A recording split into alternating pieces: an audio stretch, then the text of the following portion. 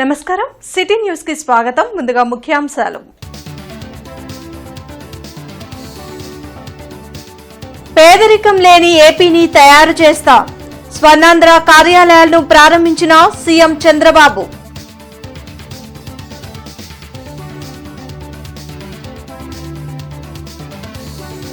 యోగా ప్రతి ఒక్కరి జీవితంలో భాగం కావాలి. యోగాంధ్ర ర్యాలీలో ఎమ్మెల్యే బూర్ల రామాంజనేయులు.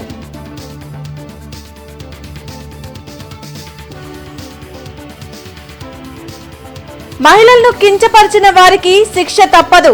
రాజధాని మహిళలు భూములు ఇవ్వటమే తప్ప నిలదీసిన మహిళా కమిషన్ చైర్పర్సన్ రాయపాటి శైలజ.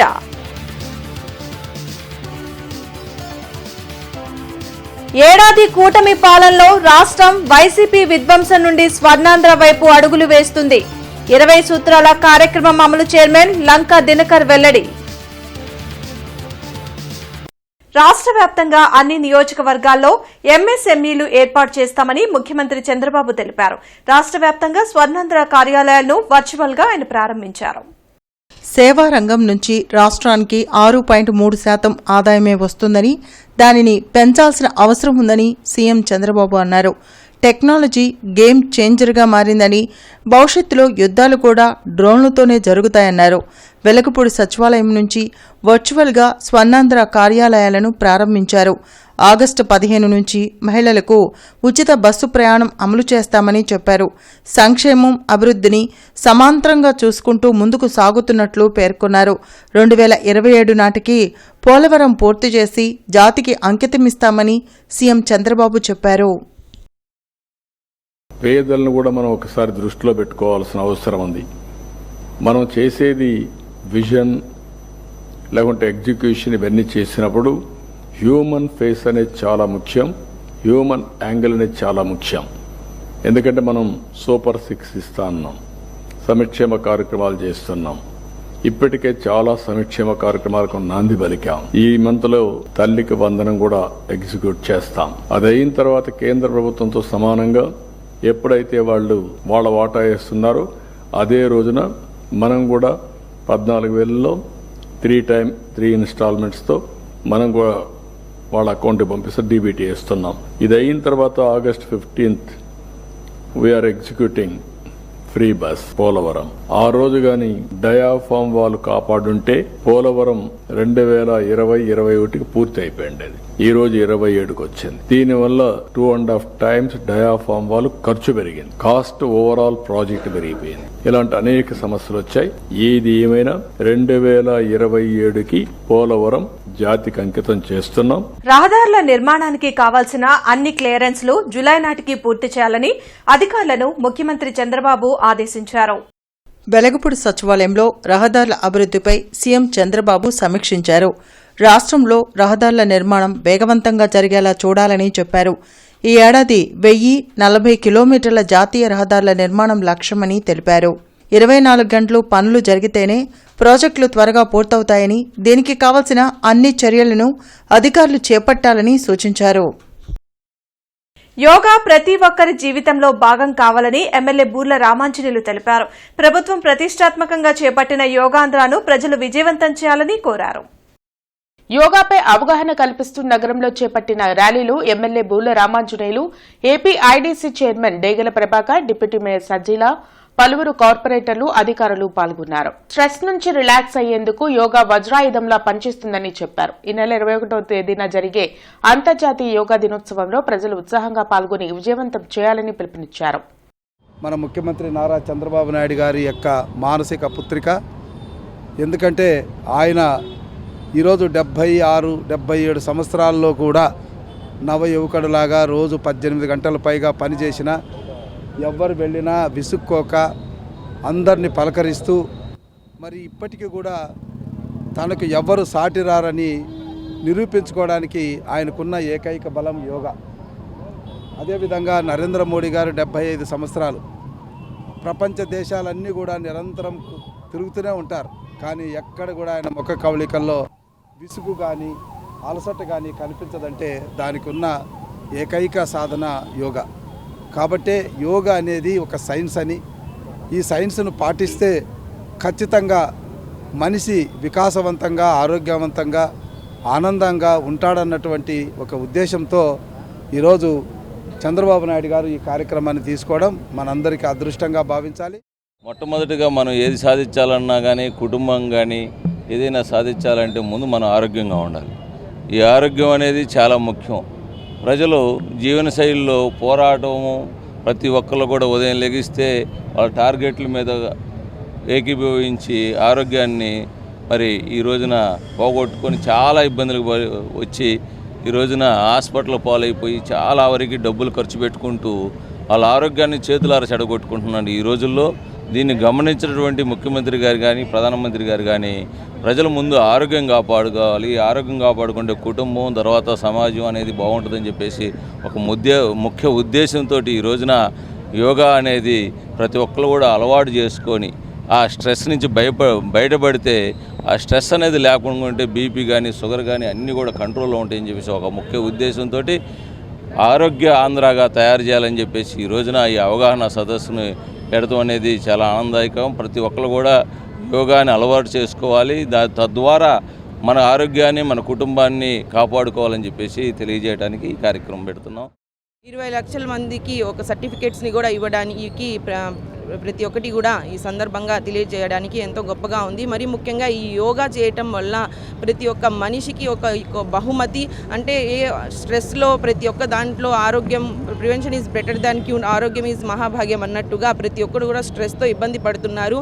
ఏదైనా ఉంది అంటే అది ఒక ఖర్చు లేని ఔషధం ఈ యొక్క యోగానే అని తెలియజేస్తూ అన్ని వయసుల వాళ్ళకి యోగా ఒక వరంగా మీరందరూ భావించి మీరు కూడా అవగాహన కల్పించుకొని ఈ యోగా క్లాసెస్ని ప్రతిరోజు ఇది ఒక ముగింపు ఆరంభం కాకుండా ప్రతిరోజు కూడా 45 మినిట్స్ యోగా చేసి ప్రజలు ఆరోగ్యంగా ఉండాలనే ఒక సంకల్పంతో ఈ యొక్క కార్యక్రమాన్ని మన ముఖ్యమంత్రి వర్యులు చంద్రబాబు నాయుడు గారు ఏర్పాటు చేశారని తెలియజేస్తూ, రాజధాని అమరావతికి కులం మతం ఆపాదించడం కరెక్ట్ కాదని రాష్ట్ర మహిళా కమిషన్ చైర్పర్సన్ రాయపాటి శైలజ అన్నారు.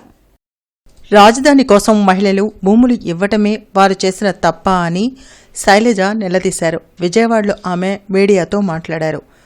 వాక్ స్వాతంత్ర్యం పేరుతో మహిళలను నోటికి వచ్చినట్లు మాట్లాడితే ఊరుకునేది లేదని రాయపాటి శైలజ హెచ్చరించారు. అమరావతి మహిళలను కించపరిచిన వారికి శిక్ష పడాల్సిందేనని చెప్పారు. మూకుమ్మడిగా మహిళల్ని రాజధాని అంటే అది ఆంధ్రప్రదేశ్ రాజధాని అండి, కేవలం అమరావతికి సంబంధించో గుంటూరు కృష్ణా జిల్లాకు సంబంధించో కాదు, ఆంధ్ర రాష్ట్ర రాజధాని. మీరు క్యాపిటల్ ఆఫ్ ఆ పదం వాడలేను, వేశ్యల రాజధాని అన్నారంటే మీరు రాష్ట్రంలో ఉన్న మహిళలందరినీ అవమానించారు. అది మీరు గుర్తుపెట్టుకోవాలి. పైగా అపాలజీ చెప్పారు. ఏం అపాలజీ చెప్పారండి? అది సిన్సియర్ అపాలజీ కాదు. ఏదైతే మళ్ళీ వచ్చి మీరు మీడియా ముందుకు వచ్చి ఏదైతే మాట్లాడారో అది సిన్సియర్ అపాలజీ, మనస్ఫూర్తిగా చెప్పిన క్షమాపణ అని మాకెవ్వరికీ అనిపించలేదు. పైగా ఇంకా వెటకారంగా మాకు ఫ్రీడమ్ ఆఫ్ స్పీచ్ ఉంది, దీన్ని వేరే ఛానల్స్ అందరిలో తిప్పి ఇంకా దాన్ని పెద్ద ఇష్యూ చేస్తున్నారు, వాళ్ళకి అమరావతి మీద ప్రేమ లేదా, పైగా క్షమాపణ కూడా చెప్పలేదు. ఆడవాళ్ళకి బాధపడ్డారంటే క్షమాపణ చెప్తాను, కానీ మా యాజమాన్యం బాధపడుతుంది మా వల్ల కాబట్టి వాళ్ళ క్షమాపణ చెప్తున్నా అంటే వాడు ఎంత అహంకారమో చూడండి ఆ ఛానల్ వాళ్ళకి. ఇది మహిళలు ఎవరు కూడా ఉపేక్షించకూడదు, తప్పకుండా వాళ్ళందరికీ శిక్ష పడాల్సిందే. మాన్యువల్ విధానంలోనే ఎస్జీటీ బదిలీల కౌన్సిలింగ్ జరగాలంటూ కలెక్టరేట్ ఎదుట ఉపాధ్యాయ ఐక్యవేదిక ఆధ్వర్యంలో నిరాహార దీక్ష ప్రారంభించారు. కలెక్టరేట్ ఎదుట జరిగిన నిరాహార దీక్షలో ఉపాధ్యాయ ఐక్యవేదిక నాయకులు పాల్గొన్నారు. ఈ సందర్భంగా ఐక్యవేదిక నాయకులు బసవలింగారావు మాట్లాడుతూ ఎస్జీటీ ఉపాధ్యాయులను మాన్యువల్ విధానంలో బదిలీలు చేయడం వలన ప్రభుత్వానికి వచ్చే నష్టమేంటని ప్రశ్నించారు. మంత్రి లోకేష్ చొరవ తీసుకుని ఉపాధ్యాయ బదిలీలు మాన్యువల్ విధానంలోనే జరిగేలా చూడాలని కోరారు. లేకుంటే రాష్ట్ర వ్యాప్తంగా ఉద్యమాన్ని ఉధృతం చేస్తామని హెచ్చరించారు. ఈ కార్యక్రమంలో ఉపాధ్యాయ ఐక్యవేదిక నాయకులు పాల్గొన్నారు. నిన్ననే రాష్ట్ర వ్యాప్తంగా అన్ని డిఓ కార్యాలయాల్లో పెద్ద ఎత్తున ముట్టడి కార్యక్రమం చేశాం. అయినా ప్రభుత్వం మొండిగా ముందుకెళ్తూ విభజించి పాలించిన రీతిలో 500 ఒక స్లాట్ అని పెట్టి చాలా ముందుకొచ్చేసి బలవంతంగా చేస్తున్నారు. దీన్ని తీవ్రంగా ఖండిస్తున్నాం. మేము సూటిగా ఒకటే ప్రశ్నిస్తున్నాం, మాన్యువల్ కౌన్సిలింగ్ వలన ఈ ప్రభుత్వానికి వస్తున్న నష్టం ఏంటి? ఆర్థికపరమైన నష్టం ఏంటి, మరొక రూపంలో నష్టం ఏంటి తెలియజేయమని చెప్పి మేము ప్రశ్నిస్తా ఉన్నాం. కానీ ఉపాధ్యాయులకి మాన్యువల్ పెట్టకపోతే చాలా అశాంతి, ఆందోళన ఉన్నది. మీరు దీన్ని తగ్గించాలని మేము అడుగుతుంటే మాకు మాట ఇచ్చి ఆ మాట నిలబెట్టుకోకుండా ఇవాళ బలవంతంగా వెబ్ ఆప్షన్లు తీసుకురావడం ఇది దుర్మార్గమైన పని. దీన్ని ఎట్టి పరిస్థితులు అంగీకరించాం. మీరు ఎప్పటికైనా సరే ప్రభుత్వం ఉపాధ్యాయ సంఘాలు ఇచ్చినటువంటి ఈ సూచనని అమలుపరచకపోతే రేపు సిఎస్సి కార్యాలయాన్ని కూడా పెద్ద ఎత్తున ముట్టడిస్తాం. విద్యాశాఖ మంత్రి గారు ఇప్పుడు జోక్యం చేసుకోవాలి. నిరంకుశంగా ఉన్న అధికారులు మాట్లాడారా, 2 లక్షల మంది ఉన్న ఉపాధ్యాయులు మాట్లాడారా మీరు తెలుసుకోవాలి. అన్ని జిల్లాల్లో మొదటి దశ సమీక్షలు పూర్తి చేయడం జరిగిందని 20 సూత్రాల కార్యక్రమం అమలు చైర్మన్ లంకా దినకర్ తెలిపారు. వెలగపూడి సచివాలయంలో లంకా దినకర్ మీడియాతో మాట్లాడారు. కేంద్రంలో మోడీ, రాష్ట్రంలో చంద్రబాబు పాలనలో విధ్వంసం అయిన ఆంధ్రప్రదేశ్ భవిష్యత్తును పునర్వ్యవస్థీకరణ చేపట్టినట్లు చెప్పారు. ఏడాది కూటమి పాలనలో రాష్ట్రం స్వర్ణాంధ్ర వైపు అడుగులు వేస్తున్నట్లు తెలిపారు. రాష్ట్రంలో పెట్టుబడులు పెట్టేందుకు వ్యాపారవేత్తలు ముందుకు వస్తున్నారని అన్నారు. మనందరికీ తెలుసు, జగన్మోహన్ రెడ్డి గారి నేతృత్వంలోని వైకాపా అస్తవ్యస్త పాలన వలన పెట్టుబడిదారులు మూసుకుపోయినాయి. ఈరోజు మనం గమనించినట్లయితే కూటమి పాలనలో పెట్టుబడులకు దారులు వేగంగా తెరుచుకుంటా ఉన్నాయి. నాడు వైకాపా హయాంలో పెట్టుబడిదారులు పరారనేటటువంటి విధంగా పాలన సాగితే, నేడు కూటమి హయాంలో పెట్టుబడిదారులు బహుపరాక్ అనేటటువంటి విధంగా ఆంధ్రప్రదేశ్కి వైపు చూస్తూ ఉన్నారు. రాజధాని అమరావతి నిర్మాణం ఒకవైపు, $120 బిలియన్ ఆర్థిక వ్యవస్థని విశాఖపట్నం చుట్టూత ఆ రీజన్ నుంచి అభివృద్ధి. కలెక్టరేట్ లో ప్రజా సమస్యల పరిష్కార వేదిక కార్యక్రమం జరిగింది. జిల్లా నలుమూలల నుండి వచ్చిన బాధితులు తమ సమస్యలు పరిష్కరించాలంటూ జేసీ భార్గవ్ తేజకు వినతులు అందించారు. ప్రతి సోమవారం కలెక్టరేట్లో నిర్వహించే ప్రజా సమస్యల పరిష్కార వేదికకు బాధితులు బారులు తీరారు. ఫిర్యాదులను జిల్లా ఉన్నతాధికారులు స్వీకరించారు. ఆయా సమస్యల పరిష్కారంకు తగు చర్యలు తీసుకుంటామని భరోసా కల్పించారు. యానిమేటర్ సోనీ జీడీసీసీ బ్యాంకులో లోను ఇప్పిస్తానని తీసుకువెళ్లి సంతకం చేయించుకుని తమకు తెలియకుండానే 6.5 లక్షలు అప్పు తీసుకుందని అంకిరెడ్డిపాలెంకు చెందిన ఇందిరా గ్రూప్ సభ్యులు ఫిర్యాదు చేశారు. బ్యాంక్ అధికారులు తమకు అప్పు తీర్చాలంటూ నోటీసులు ఇచ్చారని, న్యాయం చేయాలని జేసీ భార్గవ్ తేజకు మొరపెట్టుకున్నారు. మేము ఫస్ట్ గ్రూప్ అయిన కాడి నుంచి ఇక్కడ ఇండియా బ్యాంక్లో తీసుకుంటున్నాం కదా, ఆడెందుకు తీసుకుంటున్నామని అడిగితే ఆ బ్యాంకుకి ఈ బ్యాంకుకి కలెక్షన్ ఉంది, అందుకని ఇక్కడ తీసుకెళ్తా ఉంది. ఆయన మేము ఆడ తీసుకుంటే మాకు ఎందుకు ఇస్తున్నామని మేము వాదిచ్చాం. 2 ఒకటే, అక్కడ లోన్ తక్కువ ఇస్తున్నారు ఆ బ్యాంకులో, ఎక్కువ ఇస్తానని తీసుకొచ్చింది. మమ్మల్ని పొద్దున్న తీసుకెళ్ళి 3 దాకా అక్కడే ఉంచింది. మా సంతకాలు తీసుకుంది అన్ని. మేము డ్వాక్రా లోన్ వస్తుంది కాబట్టి అన్నిటి మీద సంతకాలు పెట్టాం. అన్నిటి మీద సంతకాలు పెట్టినాక అక్కడ మేనేజర్ సార్ అన్నాడు, మీకు 6 లక్షలన్నర ఇస్తామమ్మా అన్నాడు. ఈయన 6 లక్షలన్నర ఇస్తానంటున్నాడు, ఆడ 10 ఇప్పిస్తాను అని మళ్ళీ 3 అక్కడికి తీసుకెళ్ళింది. మేము ఇండియన్ ఓవర్సీస్ బ్యాంకులో లోన్ తీసుకున్నాం. మాకు ఆ రోజు 6 లక్షలన్నర ఇచ్చారు అదే రోజు. కానీ మొన్న ఈ మధ్య తెనాల నుంచి ఒక మేడం వచ్చింది. ఒక మేడం వచ్చి, మీరు ఇట్లా జీడీసీ బ్యాంకులో లోన్ తీసుకున్నారంట, మీ గ్రూప్ మీద 10 లక్షలు ఉన్నాయంట, మీరు కట్టాలని పంపించారు నన్ను ఎంక్వైరీకి అంది. అంటే మేమేం తీసుకోలేదు, మేము తీసుకున్న ఫలానా బ్యాంకులో అంటే ఇటు ఫ్రాడ్ జరిగింది. అన్నదాత సుఖీభవను ప్రతి కౌలు రైతులకు వర్తింపచేయాలని ఏపీ కౌలు రైతు సంఘం డిమాండ్ చేసింది. బ్రాడీపేటలోని సిపిఎం కార్యాలయంలో కౌలు రైతు సంఘం రాష్ట్ర కార్యదర్శి హరిబాబుతో పాటు రాధాకృష్ణ, పాసం రామారావు మీడియాతో మాట్లాడారు. భూ యజమాని సంతకం తొలగించి గ్రామ సభల ద్వారా కౌలు రైతులందరికీ గుర్తింపు కార్డులు ఇవ్వాలని డిమాండ్ చేశారు. వాస్తవ సాగుదారుల పేరుతోనే ఈ క్రాఫ్ నమోదు చేయాలన్నారు. ఈ నెల 11న జరిగే చలో మంగళగిరి కార్యక్రమంలో పాల్గొని సీసీఎల్ఏ వ్యవసాయ కమిషనర్కు వినతి పత్రం ఇవ్వనున్నట్లు వెల్లడించారు. భూ యజమాని సంతకాన్ని తొలగించి గ్రామ సభల ద్వారా కౌలు రైతులందరికీ గుర్తింపు కార్డులు ఇవ్వాలి. రెండో విషయం, ప్రతి కౌలు రైతుకి అన్నదాత సుఖీభవ ఇచ్చి తీరాలని చెప్పేసి చెప్తున్నాం. ఒక విధంగా తెలుగుదేశం కూటమి ప్రభుత్వం వైసీపీ ప్రభుత్వాన్ని తీవ్రంగా విమర్శిస్తారు. కానీ ఆచరణలో వైసీపీ చేసిన చట్టాలని అమలు చేస్తూ వ్యవసాయ రంగంలో ప్రత్యేకించి కౌలు రైతులకి తీరని అన్యాయం చేస్తున్నారు. కార్డుల విషయమే కాకుండా గతంలో వ్యవసాయ మోటార్లకి మీటర్లు బిగిస్తుంటే లోకేష్ గారు పగలగొట్టండి, తగలబెట్టండి, కేసులు వస్తే నేను చూసుకుంటాను, ఇది దుర్మార్గం అన్నాడు. కానీ ఇవాళ ఈ ప్రభుత్వం వ్యవసాయానికే కాదు వాణిజ్య సంస్థలకు పెట్టింది, రేపు ఇళ్లకు కూడా స్మార్ట్ మీటర్లు బిగించే ప్రయత్నం చేస్తున్నారు. అట్లాగే ఇంకా రకరకాల విషయాల్లో ఈ ప్రభుత్వం పాత ప్రభుత్వాన్ని మించి ఆధారంలోనే నడుస్తుంది. వ్యవసాయ రంగానికి సంబంధించి కౌలు రైతులకి చాలా అన్యాయం జరగబోతుంది. అందుకనే అన్నదాత సుఖీభవ ప్రతి కౌలు రైతుకి ఇవ్వాలని చెప్పేసి అడుగుతున్నాం. కాబట్టి భూ యజమానితో సంతకంతో నిమిత్తం లేకుండా కౌలు రైతులందరికీ గుర్తింపు కార్డులు ఇవ్వాలి, అందరికీ పంట రుణాలు ఇవ్వాలి, అదేవిధంగా అన్నదాత సుఖీభవ వర్తింపజేయాలి. ఇవి ప్రధానమైనటువంటి అంశాలు. ఈరోజు మీ అందరికీ తెలుసు వ్యవసాయ రంగం అనేటువంటి చాలా సంక్షోభంలో ఉంది. ఒకటి నల్లబర్లి పొగాకు 90,000 ఎకరాలు వేశారు. ఈ రాష్ట్రంలో ప్రధానంగా ఈ 3 జిల్లాల్లోనే 86,000 ఎకరాలు వేశారు. కానీ ఇంతవరకు ఒక కింటా కొనలా. చంద్రబాబు నాయుడు చెప్పాడు, వ్యవసాయ శాఖ మంత్రి చెప్పాడు, ఎవరు చెప్పినా ఒక కింటా కూడా కొనలా. ఇది ప్రభుత్వం యొక్క ప్రత్యేకత. అదేవిధంగా వరికి గిట్టుబాటు ధర లేదు. 1300కి 1400కి అమ్ముకున్నటువంటి పరిస్థితి ఉంది. 1740 రూపాయలకు కొనాలా ప్రభుత్వం నిర్ణయించినటువంటి మద్దతు ధర. దాంతోపాటు ఒక మొక్కజొన్నకు మినహా శనగ కానీ పెసరకు కానీ ఇతర అపరాలకు కానీ దేనికి ధర లేదు. మిర్చికి ధర పడిపోయింది. ఇతర అన్ని ధరలు పడిపోయినటువంటి నేపథ్యంలో కౌలు రైతులను ఆదుకోవాలి. ఆ రకంగా ఆదుకొని ఈరోజు కౌలు రైతులకు కూడా గుర్తింపు కార్డులు ఇచ్చి పంట రుణాలు ఇవ్వాలని చెప్పేసి విజ్ఞప్తి చేస్తామన్నాం. గోరంట్ల వెంకటేశ్వర స్వామి పద్మావతి దేవి దేవస్థానంలో స్వామివారి ఆభరణాలను దేవాదాయ శాఖ అధికారులకు ధర్మకర్త వేణుగోపాల్ అందజేశారు.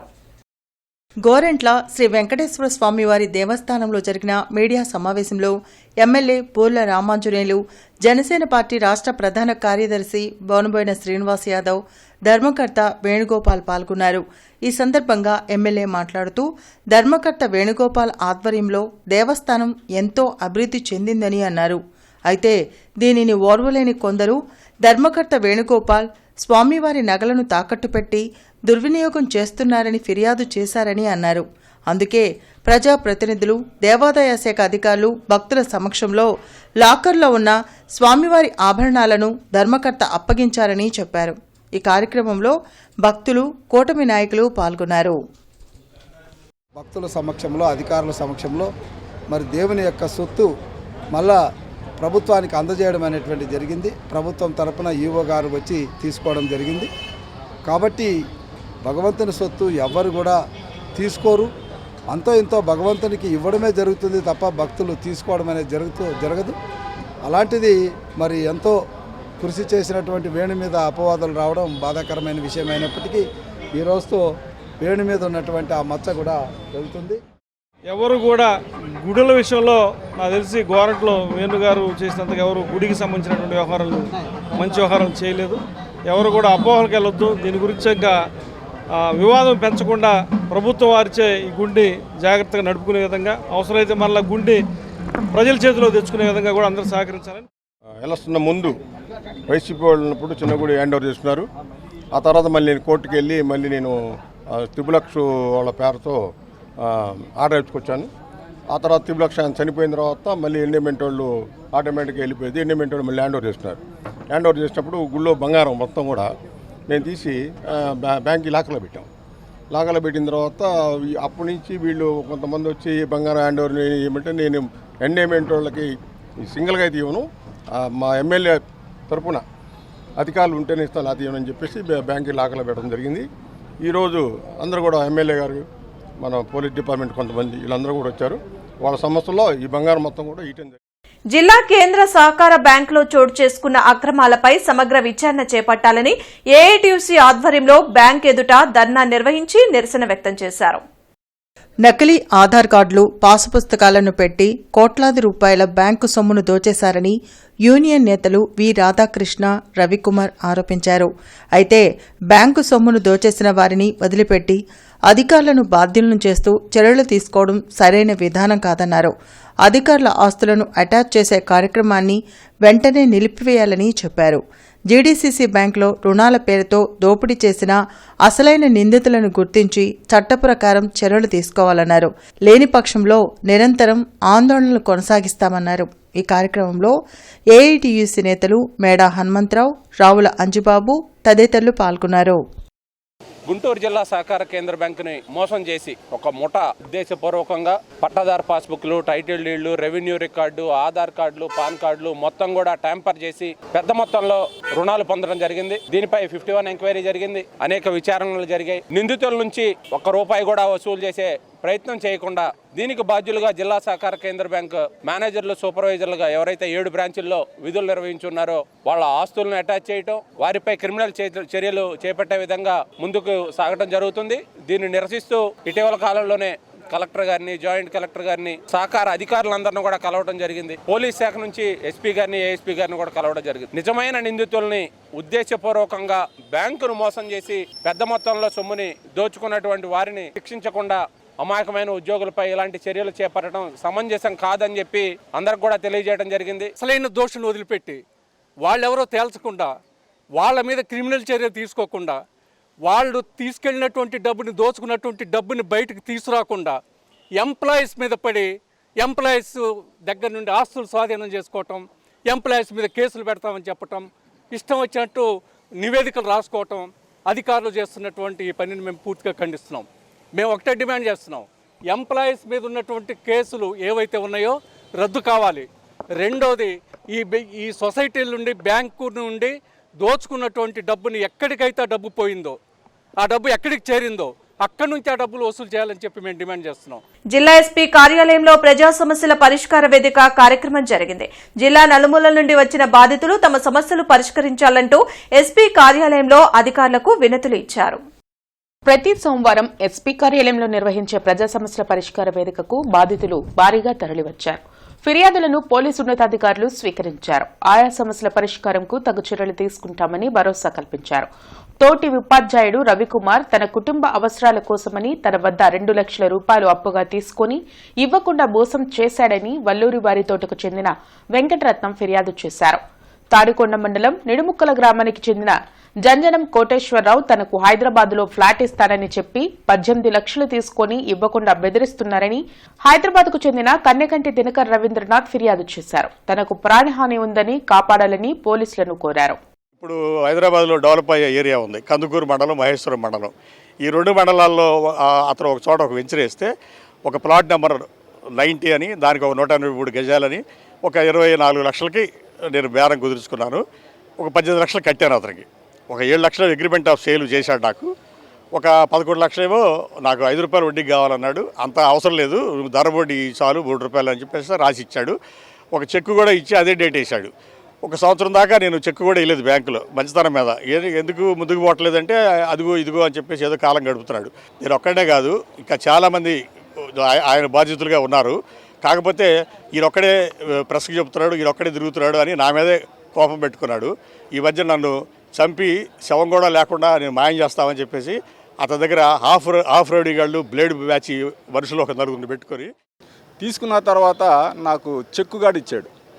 చెక్కుగాడు ఇచ్చిన తర్వాత సరే నేను కొద్దిగా ఒత్తిడి చేస్తానన్న పరిస్థితిని బట్టి నేను ఒత్తిడి చేస్తూ ఉంటే ఇదిగో ఇస్తాను, అదిగో ఇస్తాను, నాకు ఒక అపార్ట్మెంట్ ఉంది, అపార్ట్మెంట్ అమ్మిన తర్వాత ఇస్తాను అని చెప్పేసి అంటున్నాడు. సరే ఇబ్బంది ఎవరికైనా ఉంటుంది కదా, ఫ్రెండే కదా, సరే కొన్నాళ్ళు ఆగుదామని చెప్పేసి నేను కొన్నాళ్ళు ఆగిన తర్వాత ఇల్లు అమ్ముకున్నాడు, అపార్ట్మెంట్ అమ్ముకున్నాడు. అపార్ట్మెంట్ అమ్ముకుని ఎంతకు అమ్మాడు? 26 లక్షల రూపాయలకి అమ్మాడు. సరే ఇస్తాడులే, ఆ రిజిస్ట్రేషన్ రోజే వచ్చాడు నా దగ్గరికి, వచ్చి ఇస్తాను అది ఇది అని చెప్పాడు. సరే ఇస్తావుగా, ఇచ్చేయంటే నేను బయటికి వెళ్ళి వస్తాను, మళ్ళీ ఇస్తానని చెప్పేసి వెళ్ళాడు. ఇంత మొట్టికి అందులో భారతీయ విద్యా భవన్ ఇంటాక్ సంస్థ సంయుక్త ఆధ్వర్యంలో జిల్లా స్థాయి 7 నుండి 15 సంవత్సరాల బాలబాలికలకు చెస్ పోటీలు గుంటూరులో జరిగాయి. భారతీయ విద్యాభవన్లో జరిగిన జిల్లా స్థాయి ఓపెన్ చెస్ టోర్నమెంట్లో 15 సంవత్సరాలలోపు బాలబాలికలు పాల్గొన్నారు. ఈ సందర్భంగా ఇంటాక్ కన్వీనర్ లక్ష్మీనారాయణ మాట్లాడుతూ జిల్లా వ్యాప్తంగా పిల్లల్లో మానసిక పరిణితి పెంచేందుకు చదరంగం పోటీలు పెడుతున్నామని చెప్పారు. ఇది ఎంతో ప్రాచీనమైన క్రీడ అని, ప్రతి ఒక్కరూ తమ పిల్లలను చదరంగం ఆడేందుకు ప్రోత్సాహం ఇవ్వాలని కోరారు. ఈ చదరంగం పోటీలకు వందలాది మంది పిల్లలు తమ తల్లిదండ్రులతో కలిసి భారతీయ విద్యాభవన్ కు వచ్చారని అన్నారు. ఇది వ్యసనపూరితమైనటువంటి ఆట కాదు, ఇది ఆలోచనాపూరితమైనటువంటి ఆట.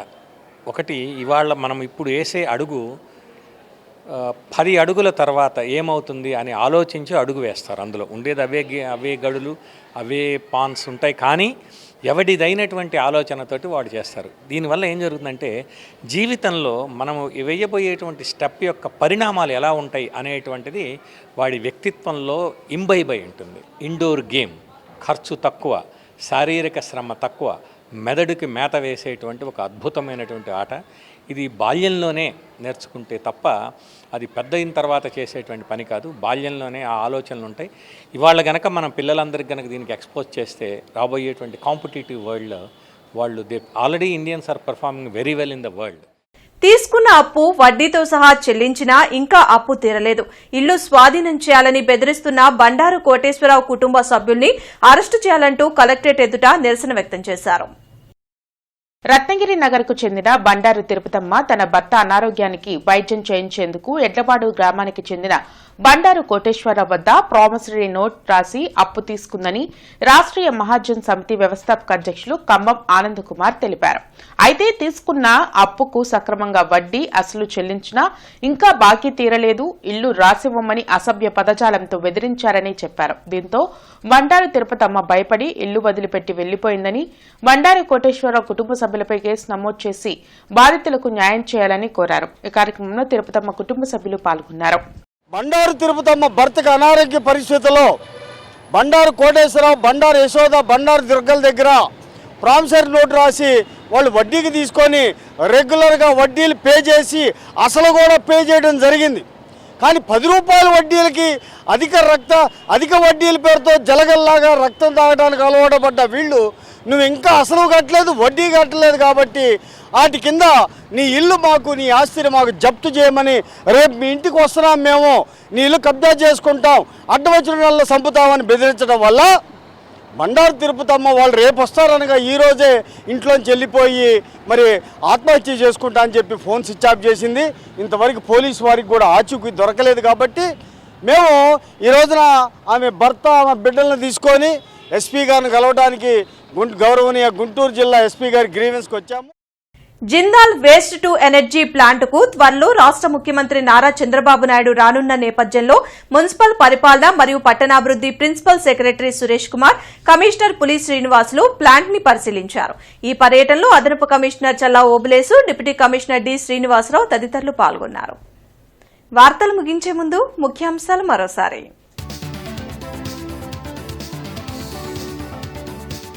పేదరికం లేని ఏపీని తయారు చేస్తా, స్వర్ణాంధ్ర కార్యాలయాలను ప్రారంభించిన సీఎం చంద్రబాబు.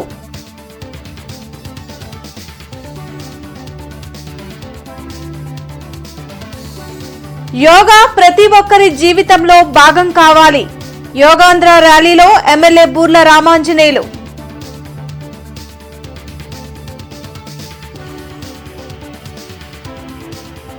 మహిళలను కించపరిచిన వారికి శిక్ష తప్పదు, రాజధాని మహిళలు భూములు ఇవ్వటమే తప్ప నిలదీసిన మహిళా కమిషన్ చైర్పర్సన్ రాయపాటి శైలజ.